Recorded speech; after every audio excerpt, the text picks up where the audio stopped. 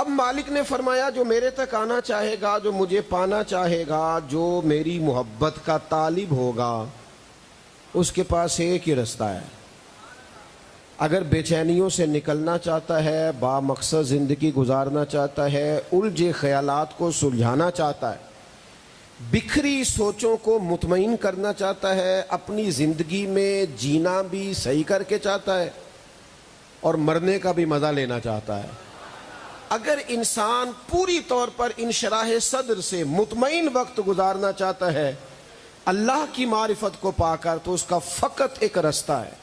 یہ جو آپ کو دنیا میں بہت سارے لوگ ملتے ہیں نا، علم بھی ہے، پیسہ بھی ہے، ڈگری بھی ہے، گھر بھی کشادہ ہے، نام بھی ہے، لیکن پھر بھی بور ہیں، بے قرار ہیں، پریشان ہیں، تو اس کی بنیادی وجہ یہ ہوتی ہے کہ روح مطالبہ کرتی ہے ذکر کا، عبادت کا، تنہائی کا، کچھ دیر اللہ کی بارگاہ میں اکیلے میں حاضر ہونے کا۔ وہ کام ہم کرتے نہیں، تو ہمارا جو دل ہوتا ہے، روح جو ہوتی ہے، وہ پیاسی رہ جاتی ہے،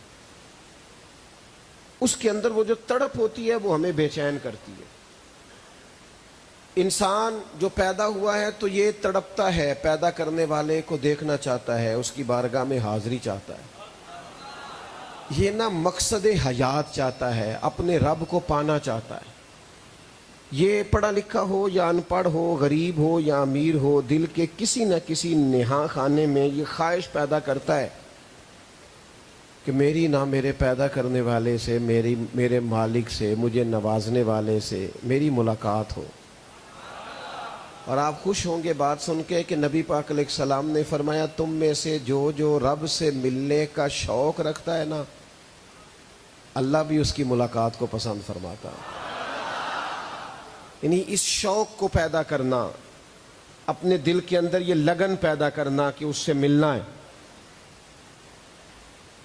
صحابہ کرام علیہم رضوان کی ایک جماعت حضور کی خدمت میں آئی تھی اور انہوں نے آ کے عرض کیا تھا کہ یا رسول اللہ صلی اللہ تعالی علیہ وسلم، ایک زمانے سے ہم سجدے کرتے ہیں، عبادتیں کرتے ہیں، تسبیحات پڑھتے ہیں، حتیٰ کہ جہاد میں جانے بھی قربان کرتے ہیں۔ یا رسول اللہ صلی اللہ تعالی علیہ وسلم، اب ہمارا اپنے رب سے ملنے کو جی چاہتا ہے۔ صحابہ نے حضور کی بارگاہ میں جب عرض کیا نا کہ ہمارا اپنے رب کو دیکھنے کو جی چاہتا ہے، یہ شوق بڑا پیارا ہے اگر پیدا ہو جائے تو۔ ہمارے اندر شوق تو ہوتے ہی ہے نا، اور کوئی نہ ہو تو فوٹو کا ہی ہوتا ہے۔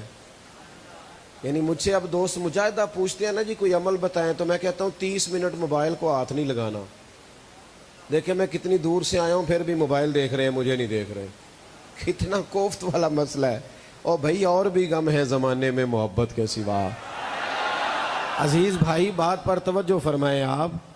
صحابہ نے عرض کی یا رسول اللہ صلی اللہ تعالی علیہ وسلم، رب سے ملنے کو جی چاہتا ہے، اسے دیکھنا چاہتے ہیں، تیرے عشق کی انتہا چاہتا ہوں، میری سادگی دیکھ کیا چاہتا ہوں، میرا ذرا سا تو دل ہے مگر شوق اتنا، میں وہی لن ترانی سنا چاہتا ہوں۔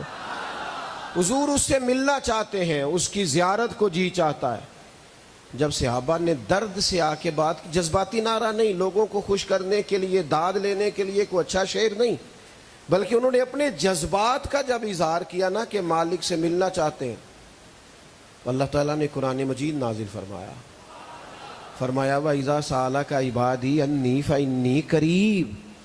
فرمایا محبوب جب میرے بندے آپ کے پاس آ کے میرے بارے میں پوچھیں تو ان سے فرما دیں میں ان کے قریب ہی ہوں، وہ جب دعا مانگیں گے میں قبول کروں گا۔ نبی کریم صلی اللہ تعالی علیہ وسلم کے غلاموں، اللہ کو پانا، اس کی معرفت کو حاصل کرنا، اس کی بارگاہ، یہ انسان کا طبعی تقاضا ہے، نہیں کرے گا تو بے چین رہے گا۔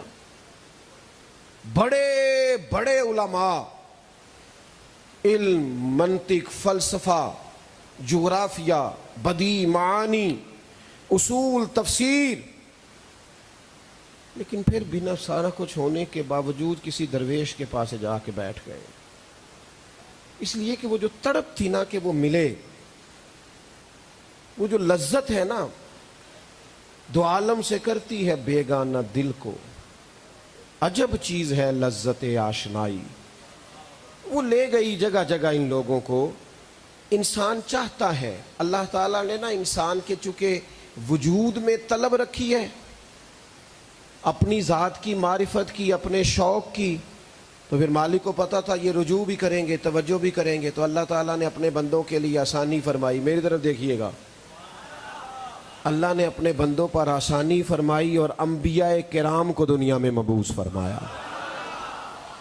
اللہ تبارک و تعالیٰ کی ذات اور معرفت کا سب سے بڑا، اہم اور واحد راستہ رب تک جانے کا وہ اللہ کے انبیاء ہیں۔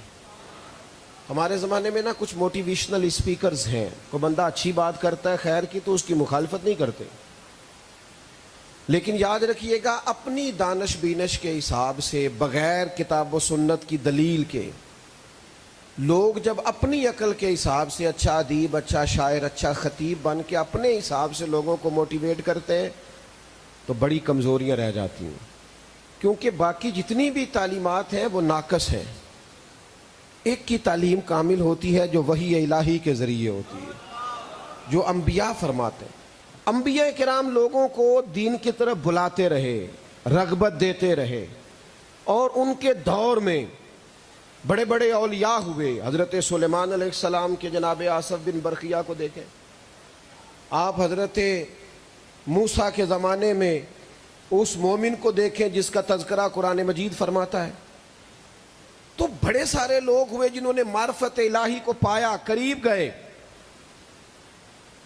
یہ سلسلہ حضرت آدم سے جناب عیسیٰ تک چلتا رہا، پھر میرے اللہ تعالیٰ نے نا اس سلسلے کو نقطہ کمال دیا اور اس کو نقطہ انتہا پر پہنچا کر اس سلسلے کو ختم فرمایا، اور سب سے آخر میں رسول رحمت تشریف لائے۔ اب مالک نے فرمایا جو میرے تک آنا چاہے گا، جو مجھے پانا چاہے گا، جو میری محبت کا طالب ہوگا، اس کے پاس ایک ہی رستہ ہے۔ اگر بے چینیوں سے نکلنا چاہتا ہے، با مقصد زندگی گزارنا چاہتا ہے، الجھے خیالات کو سلجھانا چاہتا ہے، بکھری سوچوں کو مطمئن کرنا چاہتا ہے، اپنی زندگی میں جینا بھی صحیح کر کے چاہتا ہے اور مرنے کا بھی مزہ لینا چاہتا ہے، اگر انسان پوری طور پر انشراح صدر سے مطمئن وقت گزارنا چاہتا ہے اللہ کی معرفت کو پا کر، تو اس کا فقط ایک رستہ ہے، قل ان کنتم تحبون اللہ فاتبعونی یحببکم اللہ۔ فرمایا محبوب ان سے فرما دے اگر یہ رب سے محبت کرنا چاہتے ہیں تو آپ ان سے کہیں میری پیروی کریں۔ میں زیادہ بڑی بات کر رہا ہوں، آپ کی زیادہ توجہ چاہیے۔ آپ ان سے فرما دیں کہ فاتبعونی، میری پیروی کرو، ملے گا کیا؟ یحببکم اللہ، اللہ خود تم سے محبت فرمائے گا۔ تم میری پیروی کرو، میری اتباع کرو، میرے نقش قدم چلو، اللہ تم سے محبت فرمائے گا۔ میرے عزیز، فرمایا کہ ایک ہی رستہ ہے۔ میں آپ سے عرض کروں، ادھر دیکھو نوجوانوں،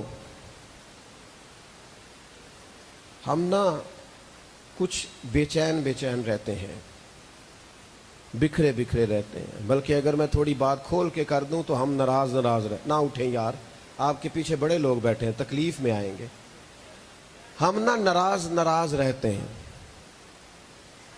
آپ کسی شخص سے بھی پوچھیں گے نا، بالخصوص میرے ملک میں تو مسئلہ بن گیا شکوے ہیں، حالانکہ اتنی زیادہ آزمائش نہیں جتنے لوگ شکوے کرتے ہیں۔ دکھ ہیں پر وہ غریبوں کے، اچھا دکھی زیادہ غریب ہیں اور شکوے زیادہ امیر کر رہے ہیں، یہ بھی عجیب پریشانی ہے۔ تکلیف میں ماڑے ہیں اور تبصرے تگڑے کر رہے ہیں۔ بھئی آپ کا تو مسئلہ ہی کوئی نہیں، آپ کس بات کے لیے تبصرے کر رہے ہیں؟ آپ بلا وجہ کمزوریاں ڈھونڈ کے لا رہے ہیں، حالانکہ آپ کا تو وہ مسئلہ ہی نہیں ہے جس مسئلے میں عام آدمی الجھا ہوا ہے۔ عام دام برسر مطلب ہم رہتے ہیں ناراض لوگوں کے درمیان۔ ہمیں ضرورت ہے کہ ہم نہ اپنے لیے کوئی روحانی آسودگی کا سامان کریں، معرفت الہی، اللہ کی محبت، اس کی طرف بڑھیں۔ ہم کیا کرتے ہیں؟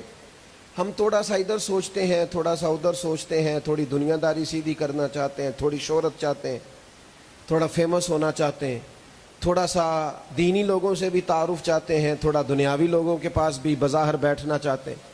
نتیجہ نکلتا ہے کہ الجھاؤ مزید بڑھتا ہے۔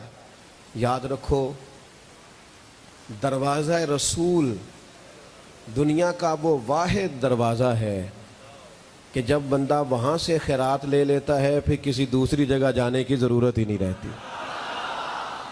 حضور کی پیروی کرو گے تو اللہ محبوب بنا، اور یہ آسان رستہ ہے رب تک جانے کا۔ ختم نبوت کا ایک معنی یہ بھی سمجھ لو کہ سوائے رسول پاک کے اور حضور کی پیروی کے اب قیامت تک کوئی اور رستہ ہے ہی نہیں جو بندے کو رب کریم تک پہنچائے۔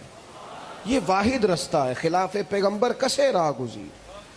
اب حضور کی مخالفت کر کے کوئی رستہ پا لے، اللہ تک چلا جائے، سکون حاصل کر لے بامقصد، یہ ہو نہیں سکتا، سوال نہیں پیدا ہوتا۔ ہمارے ہاں نا بعض لوگ بڑے سیانے ہیں، بلکہ ہم تو رہتے ہی سمجھدار لوگوں کے بیچ ہیں، ہم تقریر صرف اس وقت کرتے ہیں جب ہمیں مائک ملتا ہے۔ میرے جیسے لوگ صرف اس وقت تقریر کرتے ہیں جب مائک ملتا ہے، ورنہ جب ہم لوگوں کے بیچ رہتے ہیں تقریریں کرتے نہیں، تقریریں سنتے ہیں۔ ہر آدمی کے پاس تقریر ہے، تبصرہ ہے، نصیحت ہے، بات ہے، کون کیا کر رہا ہے بڑی معلومات ہے۔ ہر آدمی کچھ کہنا چاہتا ہے، وہ صحیح کہہ رہا ہے یا غلط کہہ رہا ہے، لیکن کہنا ضرور چاہتا ہے، بڑی باتیں لوگ کرتے۔ میں تو بعض لوگوں کے ساتھ ملاقات کر کے مجھے احساس ہوتا ہے کہ میں تو سمجھتا تھا اسے پاکستان کے حالات کا پتہ ہے، اسے تو امریکہ کا بھی پتہ ہے، اس کو تو یہ بھی پتہ ہے کہ برطانیہ میں حکومت کون بناتا کون گراتا۔ اتنی لمبی باتیں کرتے ہیں، لیکن ایک تکلیف سے بات کروں، اتنا سیاںا بندہ اگر نماز کے وقت چھپتا نظر آئے، اگر عبادت کا ٹائم آئے تو وہ بہانے کرتا نظر آئے، تو اس کا مطلب ہے اس نے الفاظ کا ہیر پھیر سیکھا ہے، حروف کے بام و در سیکھے ہیں، اس نے علم کی حقیقت کو نہیں پایا، سمجھا نہیں ہے معیار کیا ہے۔ خدا کے بندے بہت سیانے بنتے ہو، میں اس کی بھی بات سنوں گا، میں اس کی بھی سنوں گا، تھوڑا ادھر بھی جاؤں گا، تھوڑا ادھر، اور دروازہ وہ جاتے ہیں جنہیں گھر میں کوئی کمی رہ جائے، اور میرے رسول پاک نے تو کمی چھوڑی کوئی نہیں۔ تجھے دائیں بائیں جانے کی کوئی ضرورت ہے، لیکن اب والد بڑی محنت کرے اور فریزر کے اندر ہر قسم کی سبزیاں پڑی ہوں، پھل پڑے ہوں، آئس کریم پڑی ہو، فلاں چیز پڑی، لیکن اگر پھر بھی بچہ پڑوسیوں کے بچے سے کچھ چیز مانگے تو باپ تکلیف میں آ کے کہتا ہے یار سارا کچھ تجھے گھر میں دیا ہے، تو ادھر ادھر جا رہا ہے۔ ہمیں تو ہمارے رسول پاک نے ہر چیز گھر میں عطا فرمائی ہے، اور صحابہ نے نہ صرف حضور کی باتوں کو محفوظ نہیں رکھا، اگر حضور نے بات کرتے وقت کوئی اشارہ کیا ہے تو انہوں نے حضور کے اشارے بھی محفوظ کر کے رکھے ہیں۔ یوں 2 انگلیاں کر کے نبی پاک نے فرمایا تھا، میں اور یتیم کی پرورش کرنے والا، میں اور یتیم کی پرورش کرنے والا یوں مل کے جنت میں جائیں گے۔ وہ کیسی عظیم جماعت تھی میرے نبی کے صحابہ کی، جنہوں نے حضور کے لفظ بھی محفوظ کر کے ہمیں سنائے ہیں، اور حضور کا وہ مقدس اشارہ بھی محفوظ کر کے ہمیں سنایا ہے۔ یوں کر کے بات کی تھی حضور۔ میرے عزیزوں، ہر چیز ہمارے دین میں، دنیا میں جو لوگ جن کے فیصلے بڑے ٹھیک رہے اور جن کے عمل کے اثرات بڑے مضبوط رہے، ان لوگوں میں ایک بڑا نام حضرت عمر فاروق کا ہے۔ یعنی سیدنا فاروق اعظم رضی اللہ تعالیٰ عنہ ایک صاحب الرائے آدمی تھے، اللہ نے ان کے فیصلوں میں، ان کی گفتگو میں برکت رکھی تھی۔ انہوں نے جس چیز کا قیام فرمایا اللہ نے اس میں برکت پیدا کر دی، اور حضور نے ان کے علم کی گواہی بھی دی۔ محبوب فرماتے ہیں میں نے خواب دیکھی ہے کہ میں نے دودھ پی کے بچا ہوا دودھ عمر کو دیا ہے، اور یہ اس بات کی دلیل ہے کہ اللہ میرے علم کا فیضان عمر کو عطا فرمائے گا۔ اتنا بڑا آدمی، آپ کی زیادہ توجہ ہے میری بات پر؟ نوجوان ایک دفعہ پھر غور کریں، مجھے آپ کے پسینے نظر آ رہے ہیں، بڑی جلدی بات ختم کرنے لگا ہوں۔ اتنا بڑا صاحب الرائے آدمی جو بڑی باریک سوچ رکھتے تھے حضرت عمر، اتنے معاملہ فہم تھے کہ جو انہوں نے فیصلہ کیا، جو انہوں نے کہہ دیا، اللہ تعالیٰ نے ان کی تائید میں قرآن مجید نازل فرما دیا، اور حضور فرمانے لگے عمر کی زبان پر حق بولتا ہے۔ اتنی ساری باتوں کے باوجود زیادہ غور کرنا میری بات پر۔ ایک دن نا حضرت عمر تورات پڑھ رہے تھے، حضرت موسیٰ پر نازل ہونے والی کتاب کتاب تو ہے اگرچہ تبدیلیاں کر دی گئی. جناب عمر جیسا تگڑا آدمی, سمجھدار, معاملہ فہم, حضور علیہ الصلوۃ والسلام نے جب ان کو یہ کتاب پڑھتے ہوئے دیکھا نا, ادھر دیکھو میری طرف, حضور کے چہرہ مبارکہ پر ناراضگی کے آثار آئے. حضرت عمر جلدی سے حاضر بارگاہ ہوئے, حضور کیا ہوا؟ پتہ ہے نبی کریم نے کیا فرمایا؟ مسلمانوں کچی باتیں کرتے ہو, ادھر ادھر کی باتیں کرتے ہو, اپنے مرکز پر پوری طرح مضبوط نہیں ہوتے, دروازہ محبوب سے پوری طرح خیرات نہیں لیتے. حضرت عمر نے عرض کی, حضور آپ ناراض ہیں؟ اللہ آپ کو خوش رکھے. جی تشریف رکھیں, بات سنیں, اللہ آپ کو برکت دے. آپ ناراض ہیں؟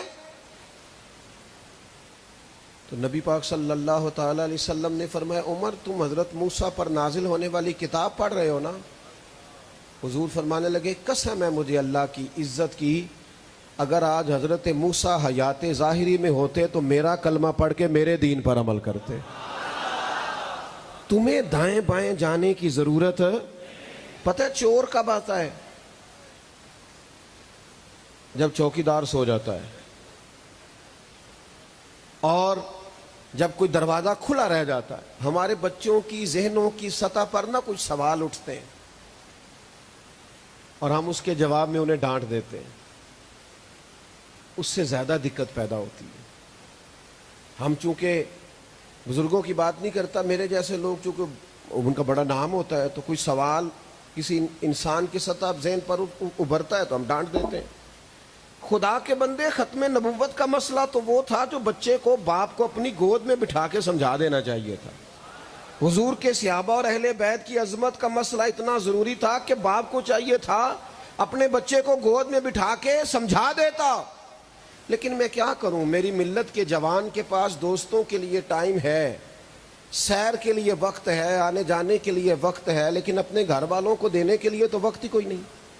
بچوں کے پاس تو بیٹھتے ہی نہیں, ان کے سوالات تو لیتے ہی نہیں, ان کے جوابات تو تراشتے ہی نہیں, انہیں ان چیزوں پر قائل ہی نہیں کرتے جو بیچارے الجھ جاتے ہیں. نتیجہ کیا نکلتا ہے؟ جس طرح کا انہیں کوئی قائل کرتا ہے وہ ہو جاتے ہیں. خدا را حضور کی ذات گرامی کے ساتھ اپنی کامل وابستگی. میں نے کہا تھا میں نے باتیں زیادہ نہیں کرنی. ہمارے یہاں پتہ کیا ہوا ہے, سنت شریعت کا مفہوم بھی لوگوں نے یہ سمجھ لیا ہے کہ صرف داڑھی پگڑی مسواک سنت ہے. میں نے الحمدللہ کبھی بچپن میں کالج کے زمانے میں بھی داڑھی نہیں کٹوائی, مجھے خط بھی نہیں کرانا پڑتا, میں نے شروع سے رکھی ہوئی ہے. اور مجھے اب وہ سن یاد نہیں جب سے میں امامہ باندھ رہا ہوں, اور میں کپڑے بھی آپ دیکھ لیں, اور کوشش ہے یہ اللہ تعالیٰ, اور یہ عظیم سنتیں ہیں, داڑھی پگڑی امامہ عظیم سنت ہے. لیکن میرے بھائی صرف داڑھی پگڑی ہی سنت نہیں, سچ بولنا بھی نبی پاک کی سنت ہے. ہاں, دیانت داری بھی حضور کی سنت ہے. امامہ, داڑھی, پگڑی, میٹھا کھانا, یہ تو لوگوں کو بعد میں پتہ چلا ہے. حضور کی جس سنت کا لوگوں کو سب سے پہلے تعارف ہوا تھا وہ تو صادق اور امین ہونا ہے. اور تو سچی نہ بولے, تو دیانت داری کا مظاہرہ ہی نہ کرے. میرے اسا فرمایا کرتے تھے, میں بزرگوں کو چھوڑ کے اپنے جیسے طالب علموں کی بات کرتا ہوں, کسی کو روانہ کرتے مسجد میں نماز پڑھانے کے لیے تو فرماتے, مولانا تم نے ممبر پر بیٹھ کے اعلان کیا ہے کہ کل 2:15 بجے جماعت کھڑی ہوگی جمعے کی, پھر 2:16 کیوں ہوئے؟ تمہیں کس نے اجازت دی؟ تم محتاط بات کرتے, کہتے 2:15 بجے تک آ جانا, مناسب وقت پہ جماعت کھڑی ہو جائے گی. تم نے وعدہ کیا اور پھر تم اس پر کمزور پڑے, کیوں پڑے؟ یہاں تو میرے بھائی MNA کا امیدوار ہے اور کئی دفعہ وہ نامزد ہوتا ہوا آ رہا ہے, اور جو آدمی اپنی جیب سے اس کو پیسے جمع کرا کے اس کے پوسٹر بنواتا ہے, جلسہ کرواتا ہے, اور اپنے دل پر اس کی فوٹو اسٹیکر لگائے ہوئے, MNA کا امیدوار اندر تقریر کر رہا ہے اور اس کا سپورٹر گلی میں گھوم رہا ہو, بھائی جا کے تیرا لیڈر تقریر کر رہا ہے, تقریر سن. وہ جواب کہہ دیتا ہے, کہتا ہے جھوٹ بول رہے ہیں سارے, کیا سنوں پتہ تو ہے. تو جب قوم کے بڑوں کا یہ حال ہو کہ وہ کہیں ہم نے تو سیاسی بیان دیا, رات کہیں ہو اور سویرے کہیں ہو, سچ کا مزاج. میں ایسے لوگوں کو بھی جانتا ہوں جن کی بیوی تڑپ کے کہتی ہے پیسے تھوڑے دیا کر, ایک جوڑے میں گزارا کر لوں گی, میرے ساتھ سچ تو بول. ماں کہتی ہے پتر نہ مجھے تو عمرہ کرانا, پر روز جھوٹے وعدے کیوں کرتا ہے, تیرا اعتماد ختم ہو گیا. سچ بولے اپنی زندگی میں, دیانتداری اختیار کریں. اور سنو, جس طرح مسواک سے دانت صاف کرنا حضور کی سنت ہے نا, دل صاف رکھنا بھی نبی پاک کی سنت ہے. ناراض ہو گئے آپ؟ گھورنا شروع کر دیا نا کچھ لوگوں نے مجھے. گھورے نہیں یار, جا رہا ہوں بس. او بھائی دل صاف رکھنا بھی حضور کی سنت ہے. دل دریا سمندروں ڈونگے, کون دلاں دیاں جانے, 14 طبق میرے دلے دے اندر, تے میں تمبو وانگوں تانے. او بھائی تیرا دل بہت بڑا ہو, دریا کی مانند ہو, اس میں حوصلہ ہو. یہ کیا بات ہوئی ساری زندگی تعریفیں سننا؟ ہمت پیدا کر, تنقید سننے کا بھی حوصلہ پیدا کر, تیرے اندر جرت ہو. ہمارے حضرت صاحب فرمایا کرتے تھے اپنے دشمنوں کی باتیں غور سے سنا کرو, وہ تمہاری غلطیاں ڈھونڈ ڈھونڈ کے لاتے ہیں, وہ تمہیں سنورنے کا موقع دیتے ہیں. غور کرو کیا کہتے ہیں, زیادہ توجہ کرو.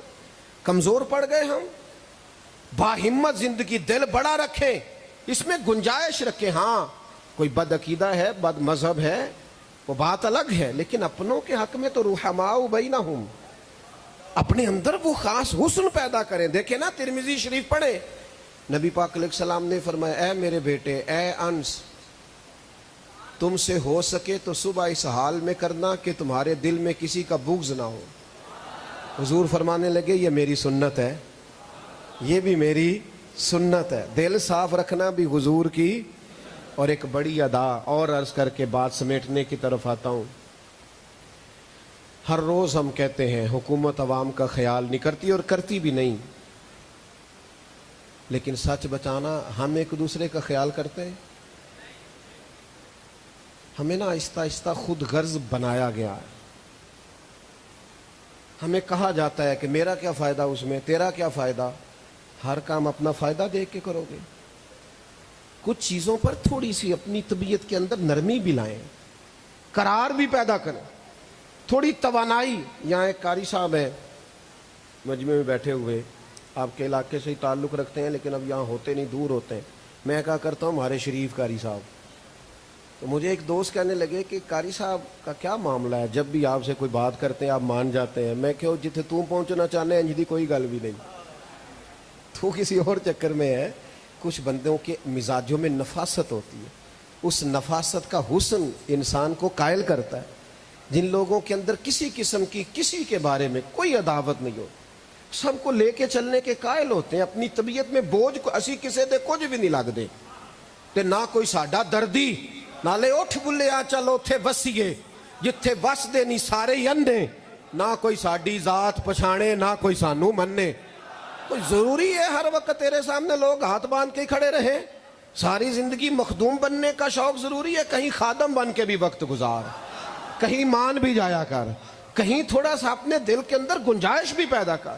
لیکن خدا جانے کس طرح کا زمانہ آیا ہے. زندگی میں وہ عجیب لمحہ تھا, وہ میرے ساتھ تھا پر میں تنہا تھا. ساتھ رہ کے بھی لوگ ساتھ نہیں ہوتے, ساتھ بیٹھ کر بھی لوگ ساتھ نہیں ہوتے. گنجائش پیدا کریں اپنی طبیعت. بات کو سمیٹتا ہوں, دوسروں کا احساس.